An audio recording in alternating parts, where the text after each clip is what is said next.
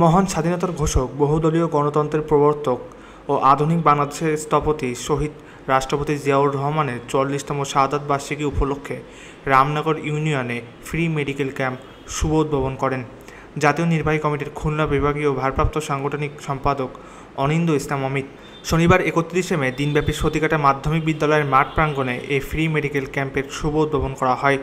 Ramnagar union বিএনপির আহ্বায়ক doctor Abdul আজিজের সভাপতিত্বে এবং সদর উপজেলার তথ্য ও গবেষণা বিষয়ক সম্পাদক মিজানুর রহমান বাবলুর সঞ্চালনায় অনুষ্ঠানে প্রধান অতিথির বক্তব্য রাখেন জাতীয় নির্বাহী কমিটির খুলনা বিভাগীয় ভারপ্রাপ্ত সাংগঠনিক সম্পাদক অনিন্দ্য ইসলাম অমিত।